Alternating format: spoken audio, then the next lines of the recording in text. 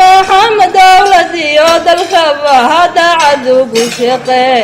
الله كن قاهد قد كان من تجرى xafladan oo ahayd mid si heer sare ah loo soo agaasimay isla markaana Dr. Maxamed Cabdi Barre uu ku shaacinayay inuu yahay musharax u taagan xilka madaxweyne ku-xigeenka dowladda Puntland ayaa waxaa ka soo qayb galay qaybaha kala duwan ee bulshada sida haysimada dhaqanka haweenka dhalinyarada aqoon-yahanada saraakiil ka tirsan ciidanka daraawiishta Puntland iyo marti sharaf kale oo goobta lagu casuumay murashaxa ayaana ugu horeyn khudbad uu goobta ka soo jeediyay halku dhagna uu uga dhigay xalaal iyo xornimo waxa uu diiradda ku saaray adkeynta nabadgelyada deegaanada Puntland soo celinta magaalada Laascaanood iyo arrimo kale siyaasadda waxaan soo galay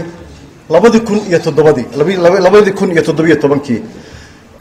waxa soo geliyay waxay ahayd waxaan ogaaday inay mas'uuliyad saaran tahay waxaan ogaaday in dhulbahante ama beesha SSC inaanay ceelna u qodnayn cidina u maqnayn ayaan ogaaday waxaan ogaaday inaan maanta awood u leeyahay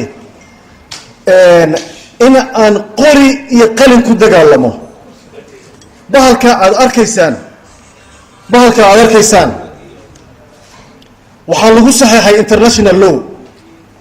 qalinka waana awoodda maanta siinaysa dhulbahante in ay ku soo noqdaan 1960kii halkii ay ka joogeen gobolada waqooyi kaasaa siinaya 1600 kilomitir oo xeebaan leeyahay aflagaadii ku tahay caqligayga inaan ku gaajoodo 212,000 oo kilomitir oo isku weera ma taqaanaa 212,000 kilomitir oo isku weera meesha ah Soomaaliya saddex qaybood marka loo qaybiyo qayb weeye Puntland laguma gaajoon karo lagumana haraadi karo meeshan waxay la wadaagtaa taariikh wadanka la yiraahdo Singapore waana ka dhigaynaa hadii Alle Puntland Singapore waxaan xog ogaal u ahay in ay jirto siyaasad ka dhan ah ummadda Soomaaliyeed oo lagu noolayo magaalada Hargeysa siyaasaddaas oo ah in ay weligeed Soomaaliya ceel ka bixin oo ay ceelka ku dhex jirto jeegaantuna ay ku hesho itiraaf sida waxaa jira dhaqaale nalagu adeegsado oo beesha caalamka ka yimaada oo loogu jeegaantu u adeegsato inay ku dhibaatayso dhulbaante Soomaalida garan lacagta waan ka daba tagayaa anaa aqaan meesha ka timaado Soomaalida garan ninka soo bixiya waxaan u haystaa passport Swedish waa la xisaabtami karaa anaa la xisaabtamaya qaar ka mid ah haysimadii xafladda ka soo qayb galay siyaasiyiintii iyo xubno kale ayaa sheegay inay soo dhaweynayaan in murashaxu uu isku soo taago xilka madaxweyne ku-xigeenka dowladda Puntland waxaana ay u rajeeyeen inuu ku guuleysto waxa yiraahdaan Maxamuud Saleebaanku waa taraha yagii bay yiraahdaan waa taraha yagii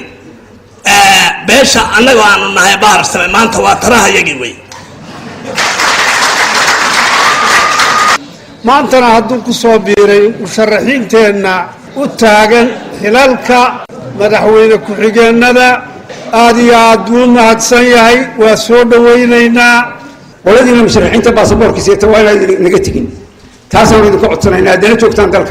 وهي دتك قاربان بيدنا قوم بدوتشيدين مدحونك حجين دين مركب حلونا يعني كلا دورتوا مدحونك حجين إما كينا عم مركو كتجوا إسكتك يا قرباو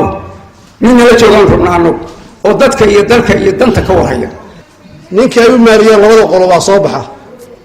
مدحونا هنقط قربانتو يولا جرا بالإله وربنا شرتاك يولا جرا كحجينك كل ما ولا يسوع لكن وحيرته حوالها وحكوية لانه وضياش حلو بدن باشري دولة خير قبطين ربنا مهم معها إن قف لسكرعه لكن وحى مهمة